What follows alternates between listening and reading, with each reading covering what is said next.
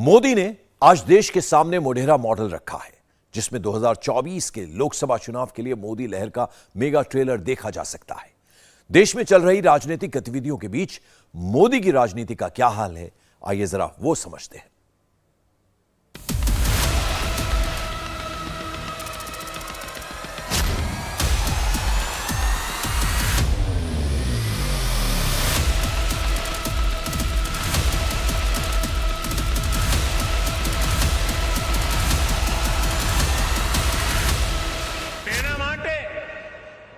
હું ગુજરાતના કરોડો ગુજરાતીઓનો એમની ધીરજનો એમના ખંતનો માથું નમાવીને આદર કરું છું ભાઈઓ। આ તમારા પુરુષાર્થને કારણે સરકાર અને જનતા જનાર્દન મળીને એક નવો ઇતિહાસ બનાવી દે અને આ બધું આપના અપાર વિશ્વાસને કારણે શક્ય બન્યું છે। ક્યારેય આપે મારી જાત નથી જોઈ, ક્યારે આપે મારા રાજનીતિક જીવનને જોયું નથી। આપે આંખ બંધ કરીને મને આશીર્વાદ આપ્યા છે, પૂરી મમતાથી પ્રેમથી આપ્યા છે અને તમારો માપદંડ એક જ હતો કે મારા કામને તમે જોયું અને મારા કામને તમે મોહર મારતા રહ્યા છો અને મને જ નહીં મારા બધા સાથીઓને તમે આશીર્વાદ આપતા રહ્યા છો। पीएम मोदी के बार बार गुजरात आने से चुनाव कैसे बदल रहा है? राहुल गांधी गुजरात से दूर क्यों हैं? अरविंद केजरीवाल गुजरात में जन्माष्टमी की कहानी क्यों सुना रहे हैं? शिवसेना का धनुष और तीर जब्त हुआ तो मोदी का कितना फायदा हुआ? बीजेपी से जीतना आखिरकार महंगा क्यों पड़ जाता है? एक बार हारती है तो किश्तों में जीतती क्यों रहती है? असम में अमित शाह के भाषण में ऐसा क्या है जिससे बीजेपी के विरोधी भविष्य को लेकर डर गए हैं? 2024 में टारगेट 365 के लिए पूर्वोत्तर कैसे बीजेपी की मदद करेगा? वाल्मीकि जयंती पर राष्ट्रीय स्वयंसेवक संघ का अखिल भारतीय प्रवास 24 के चुनाव में क्या बदलाव लाएगा? एक महाराजा के नाम पर दी गई छुट्टी हिमाचल जम्मू कश्मीर में कैसे बीजेपी की मदद करेगी? 2024 में यूपी की 80 सीटों के लिए नितिन गडकरी को क्या जिम्मेदारी दी गई है? बिहार की 40 और हिमाचल की 4 सीट के साथ विधानसभा चुनाव में उलटफेर के लिए मोदी कैसे बुन रहे हैं जाल? दक्षिण भारत के 5 राज्यों की 129 लोकसभा सीट पर कांग्रेस की भारत जोड़ो यात्रा के खिलाफ कैसे काम कर रही है बीजेपी?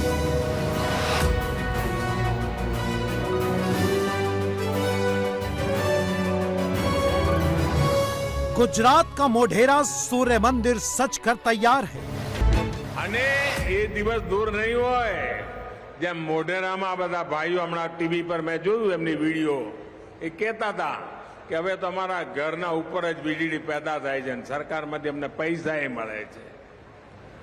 વીજળી મફત જ નહીં, વીજળીના ઉપરાંત પૈસા મળે।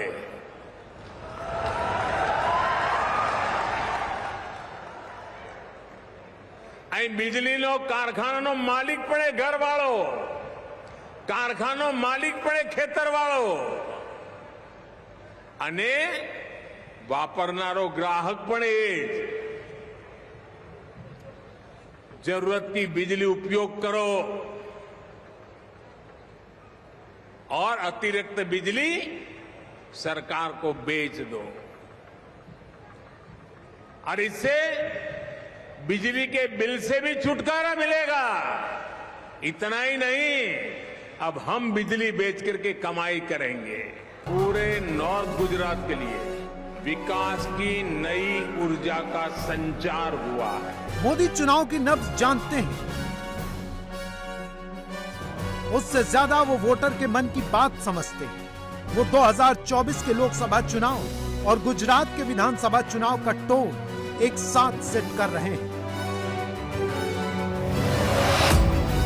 2022 में मार्च के बाद से मोदी गुजरात के 10 दौरे कर चुके हैं। यहां कांग्रेस से ज्यादा सक्रिय अरविंद केजरीवाल अब तक 18 दौरे कर चुके हैं, जबकि कांग्रेस के राहुल गांधी सीन से आउट। हिंदू धर्म के बारे में कुछ बोलते हैं तो वो गुजरात के शहरों में पोस्टर का विषय बन जाता है। ऐसी घेराबंदी से जब विरोधी छटपटाता है तो वो गलती करता है। अरे तुम कंस की औलाद हो, तुम कंस की औलाद हो जो इस तरह से भगवान का अपमान करते हो।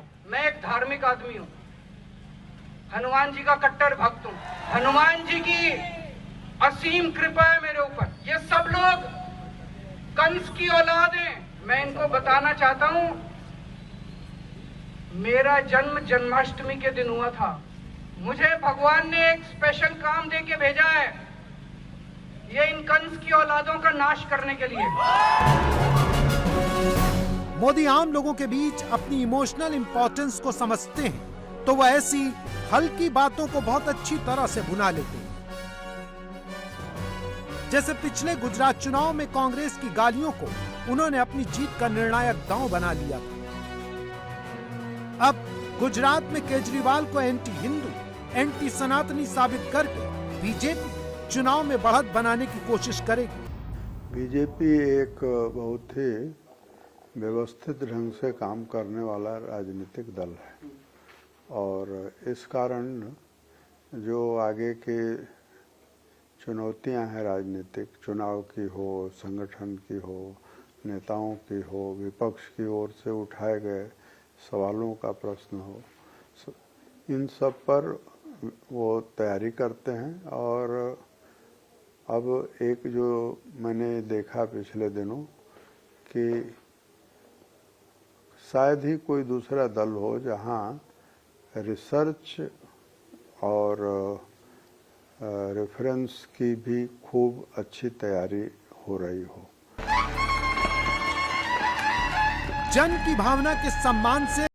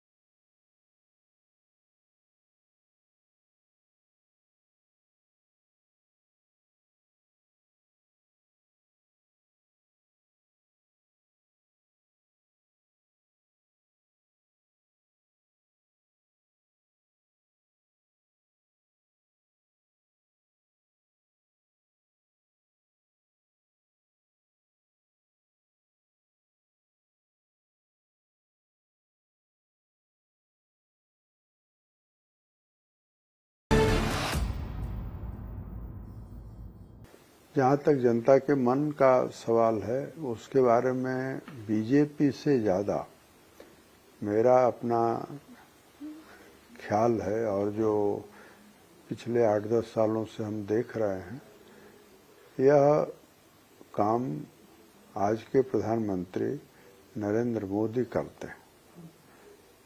वो उनको इस बात की गहरी समझ है कि कब क्या होना चाहिए, लोग क्या सोच रहे हैं और कहाँ क्या समस्याएं हैं। तो इसलिए भारतीय जनता पार्टी की सरकार का जहाँ वह नेतृत्व कर रहे हैं, वहीं वे भारतीय जनता पार्टी का भी वैचारिक स्तर पर रोजमर्रा के मामलों में नहीं लेकिन नीतिगत मामलों में वो नेतृत्व करते हुए दिख रहे हैं।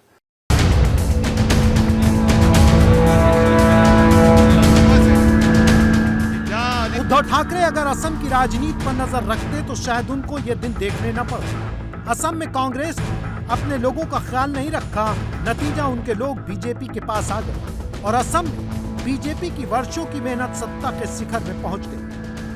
कार्यकर्ता यहाँ बैठे हैं, मैं भी यहाँ विद्यार्थी परिषद के कार्यक्रम में आया था। कल ही हेमंत जी को कहा, बहुत मार मारा था हमें हितेश्वर साइकिया ने और नारे लगाते थे असम की गलियां सूनी है, इंदिरा गांधी खूनी है, बहुत पीटा था। उस वक्त कल्पना नहीं थी कि भारतीय जनता पार्टी कभी अपने बूते पर असम के अंदर दो बार सरकार बनाकर यहां विकास का रास्ता प्रशस्त करेगा। और आप देखिए साहब, मैं भूमि पूजन करने आया था, सर्वदा के कान में कहा था, सर्वदा भूमि पूजन तो करा रहे हो, ये पूरा होगा क्या? क्योंकि हेमंत जी ने बहुत महत्वाकांक्षी प्रोजेक्ट लिया था, 6 मंजिले का मकान, वो भी असम के अंदर, नॉर्थ ईस्ट का अलग कार्यालय। फिर भी मैंने तो भाई ईश्वर प्रार्थना कर भूमि पूजन किया था। जब असम में बीजेपी के बड़े नेता अमित शाह और अध्यक्ष जेपी नड्डा एक साथ आते हैं तो वो केवल मंदिर में दर्शन कर देवताओं का आशीर्वाद नहीं लेते, वो यहाँ पर अपने टारगेट पूर्वोत्तर के 8 राज्यों में 25 सीट के प्लान को पाने की हर संभव कोशिश करते हैं। अभी असम की 14 सीट में से 9 ही बीजेपी के पास है, बाकी के 7 राज्यों की 11 सीट मिलाने तो 25 में 15 बीजेपी के पास है और बीजेपी का लक्ष्य है 25 की 25 सीट जीतने का। 2024 के लिए बीजेपी का यह प्रयास हर स्तर पर, हर जगह जारी है। राष्ट्रीय स्वयंसेवक संघ ने वाल्मीकि जयंती जिस स्तर पर पूरे देश में मनाई, उसमें राजनीति के जानकारों को बहुत संभावनाएं दिख रही हैं। संघ प्रमुख मोहन भागवत पिछले कुछ दिनों से जाति को मिटाने की बात कर रहे हैं। अगर हम उससे जोड़कर वाल्मीकि जयंती को देखें तो मोदी की लहर का मेगा ट्रेलर साफ दिखता है। Everything that causes discrimination should go out lock, stock and barrel. म्हणून शास्त्रापेक्षा लोक श्रेष्ठ आहे, पण मग लोक कायद्याला काही अर्थ नाही आणि शास्त्र श्रेष्ठ आहे तर मग लोकांची सोय पाहता येणार नाही। याच्यात तडजोड काय म्हणून तिसरी गोष्ट आपल्या इथे आहे की या दोघांनाही धर्मानुसार चालावं लागतं आणि धर्म म्हणजे काय हे पक्का आहे। धर्म म्हणजे जोडणार, धर्म म्हणजे समाज टिकवणार, समाज उन्नत करणार। पूरे देश में वाल्मीकि वोटरों की बड़ी संख्या है। ये सब जातिवाद के सताए लोग हैं। जब इन्हें जाति तोड़ो का नारा सुनने को मिलता है तो इनके नाम पर राजनीति करने वालों का आधार भी सरक जाता है और ऐसे ही छोटे छोटे वोट बैंक जुड़ते जाते हैं और मोदी लहर का मेगा इफेक्ट क्रिएट करते हैं, जिससे विरोधी हैरान रह जाते हैं। अब आपको गुजरात में मोदी के जाति वाला मुद्दा छूने का मतलब समझ में आ गया। छोटे से बड़े के निर्माण का यही मेगा प्रयोग बिहार में भी चल रहा है। राष्ट्रीय जनता दल की राष्ट्रीय कार्यकारिणी में बड़ा तमाशा हो गया। पार्टी के बड़े नेता श्याम रजक और तेज प्रताप यादव में गर्मा गर्मी हो गई। मारे डर के श्याम रजक बेहोश हो गए।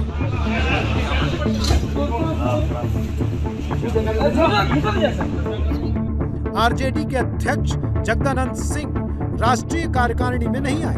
उनके बेटे ने कुछ दिन पहले ही सरकार के मंत्री पद से इस्तीफा दे दिया। श्याम रजक के नाम से एक ऑडियो वायरल है जिसमें आरजेडी के भीतर बुलबुला रहे विद्रोह की आहट सुनी जा सकती है। हम लोग के अब क्या कहें, छोड़ो, मंत्री हो गए तो मंत्री का पीए फोन कर रहे हैं, क्या है। हम लोग भी मंत्री थे, कभी पीए हमारा नहीं किसी नेता को, क्या बात किया जाए यार। हम लोग भी डायरेक्ट बात करते थे सबसे, बड़ी दिक्कत है।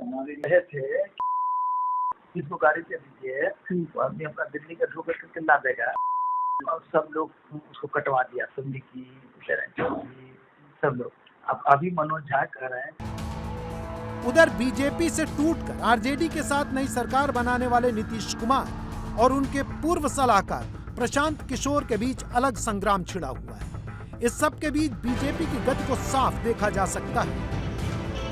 बिहार में लोकसभा की कुल 40 सीट हैं, जिसमें से 17 बीजेपी के पास हैं और वो इसके आगे की 23 सीट का फासला तय करने में जुटी है। राहुल गांधी उत्तर भारत और गुजरात से दूर हैं, लेकिन दक्षिण भारत में बहुत सक्रिय हैं। वहां वो भारत जोड़ो यात्रा निकाल रहे हैं, लेकिन उनकी अपनी पार्टी में फूट जारी है, वो उसे रोक भी नहीं पा रहे। पार्टी में होने जा रहे अध्यक्ष पद के चुनाव में प्रत्याशी शशि थरूर गंभीर आरोप लगा रहे हैं। थरूर दक्षिण भारत से कांग्रेस के लोकसभा सदस्य हैं। देखिए, उनसे पूछना पड़ेगा अगर दबाव है या उनको लग रहा है कि दबाव होगा, अगर वो आए, मुझे पता नहीं। सही है कि कुछ उदाहरण है हमारे कि कुछ नेताओं ऐसे लोगों पे दबाव लगा कि क्यों इसका फॉर्म दस्तखत किया। मेरे दस्तखत करने वाले क्योंकि 60 लोग थे, मैं नहीं कहूँगा कि 60 जन के कोई दबाव हुआ है, लेकिन 5-10 लोग तो मुझे बताए हैं कि उनके किसी ने बुला के कुछ बोला, या जो नॉमिनेशन के बाद जो खुलेआम मुझे समर्थन दिखाए सामाजिक माध्यम में, सोशल मीडिया में वगैरह, उनके भी खिलाफ मेरे ख्याल में एक दो किस्म के दबाव आए हैं। लेकिन मेरे मन में क्लियर है कि ये हाईकमान से या गांधी परिवार से नहीं आ रहे हैं, क्योंकि वो लोग मुझे साफ बताए हैं कि उनके तरफ से ऐसे कभी कुछ दबाव नहीं हो गया। मैं उस पर भरोसा रखता हूँ।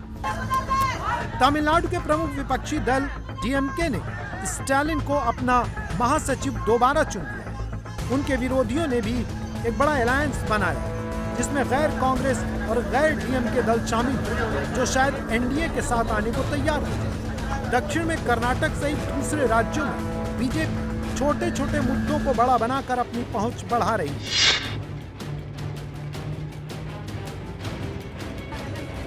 चेन्नई में सब्जी खरीदने निकली निर्मला सीतारमण बीजेपी के जवाब की तरह देखा जा रहा है। वो देश की वित्त मंत्री हैं, महिला हैं। वो लगातार तेवर में तेलंगाना सहित कई राज्यों में बीजेपी के लिए ऐसी स्थितियां बनाने की कोशिश कर रही हैं जहां वो इंच इंच सरक कर लंबी दूरी तय कर सके। अब हम आपको बीजेपी के बड़े नेता नितिन गडकरी का एक बयान सुनाते हैं, जिसे सुनकर आपको पता चलेगा कि बीजेपी अपने वोट बैंक से लोगों को जोड़ने और उसे बढ़ाने का काम कैसे करती है, कैसे उसने काम को वोट में तब्दील करने की कला में विशेषज्ञता हासिल कर ली है। And I always remembering the word of American President John Kennedy, that American roads are not good because America is rich, but America is rich because American roads are good. The prosperity is coming from the road, and already I promised Yogi ji that before end of 24 we will make the infrastructure, the road infrastructure of the Uttar Pradesh equivalent to USA.